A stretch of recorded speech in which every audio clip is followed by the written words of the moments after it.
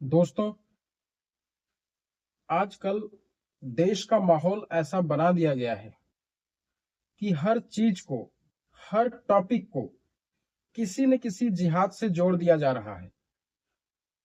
जैसे लव जिहाद, थूक जिहाद, ओट जिहाद और आजकल अब एक नए किस्म का जिहाद हमारे सामने आ गया है। नाम तो सुना ही होगा, शरबत जिहाद।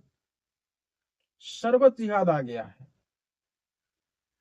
मुझे तो डर लग रहा है कि अगर गलती से कोक कंपनी का मालिक कहीं मुसलमान निकल गया तो कोक जिहाद भी शुरू हो जाएगा। और फिर उसके बाद पेप्सी जिहाद, थम्सअप जिहाद, कोका कोला जिहाद, शिकंजी जिहाद, नींबू पानी जिहाद, स्प्राइट जिहाद। नहीं, स्प्राइट तो हो सकता है क्योंकि स्प्राइट का तो कलर ही हरा है। फैंटा जिहाद, माजा जिहाद। नहीं नहीं नहीं नहीं, फैंटा और माजा नहीं हो सकता। फैंटा जिहाद, माजा जिहाद नहीं हो सकता क्योंकि इसका तो कलर ही भगवा है।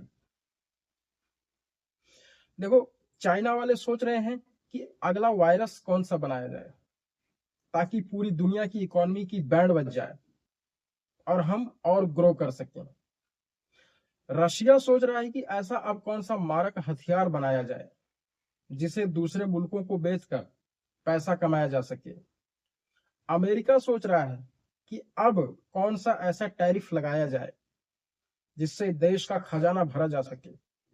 वहीं इंडिया वाले क्या सोच रहे हैं 21वीं सदी में भी आके कि ऐसा कौन सा शरबत पिया जाए जिससे धर्म को सुरक्षित रखा जा सके। रुआवजा पिया जाए या फिर बाबा रामदेव का पतंजलि वाला गुलाब शरबत। और ये जितने भी लोग रुआवजा के पक्ष में बोल रहे हैं या फिर रुआवजा के खिलाफ बोल रहे हैं, ये खुद कोक पीते हैं, पेप्सी पीते हैं। आप लिख के ले लो भाई, मेरे से लिख के ले लो। पर जो भी हो, रुआवजा जो है अपने उद्देश्य में 100% खरा उतरा है। क्योंकि रुआवजा का मतलब ही होता है जो आत्मा को सुकून पहुंचाए। और जिस तरीके से रुआवजा के खिलाफ देश में माहौल बनाया गया है, इससे सनातन को प्रेम करने वालों की आत्मा को सुकून जरूर मिला है। तो रामदेव का पतंजलि वाला गुलाब शरबत अपने उद्देश्य में 100% खरा उतरे या ना उतरे, लेकिन भाई रुआवजा तो अपने उद्देश्य में 100% खरा उतर गया है। हिंदुस्तान की आवाम जितनी बारीकी से ये पड़ताल करने में लगी है कि कौन सा शरबत पीने में बेस्ट है, रुआवजा या फिर पतंजलि वाला गुलाब शरबत, अगर इतनी बारीकी सरकार चुनते समय वोट डालने में दिखाती तो आज पहलगाम ना होता। और किसी भी टॉपिक पर, किसी भी चीज पर कोई भी विवाद हो जाए, देखो उसका फायदा तो जरूर मिलता है, बेनिफिट जरूर मिलता है।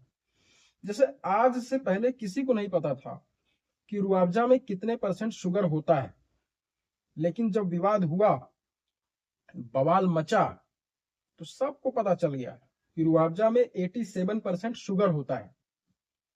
इससे पहले किसी ने उसे पढ़ने की जहमत नहीं उठाई। देखो, ना तो मैं रुआवजा पीता हूं और ना ही मैं पतंजलि वाला गुलाब शरबत। देसी आदमी हूं, सत्तू पीता हूं। और बाबा रामदेव ने फ्री में रुआवजा का जितना प्रचार कर दिया है ना, जितनी मार्केटिंग कर दी है, इतनी तो बीजेपी वालों ने हिंदुत्व की नहीं की और कुणाल कामरा ने एकनाथ शिंदे की। देखो, बाबा रामदेव जिस तरीके से रोज नए नए प्रोडक्ट लॉन्च कर रहे हैं अपने बिजनेस को बढ़ाने के लिए, अब उनके नाम से पहले बाबा तो हट जाना चाहिए। लेकिन अगर अपने प्रोडक्ट की मार्केटिंग करने के लिए धर्म का सहारा लेना पड़े तो इसका मतलब कि आपके प्रोडक्ट में दम नहीं है।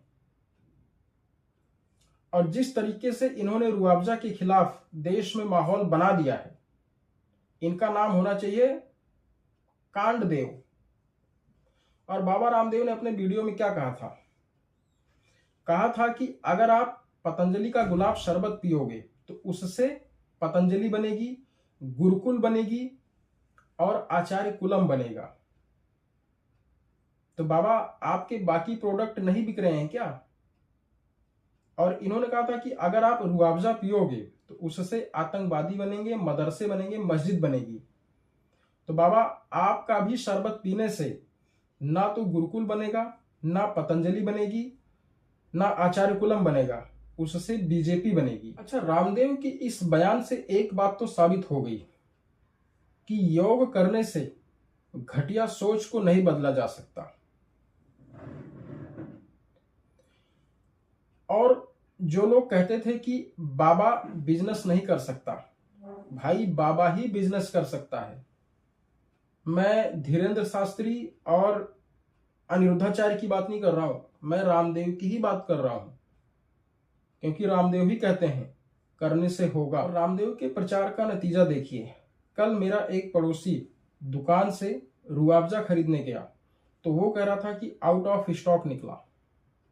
और लास्ट में मैं सिर्फ इतना ही कहना चाहूंगा कि शरबत कोई भी हो, चाहे वो रूअफ़ज़ा हो या फिर बाबा रामदेव का पतंजलि वाला गुलाब शरबत, दोनों का रंग लाल ही होता है।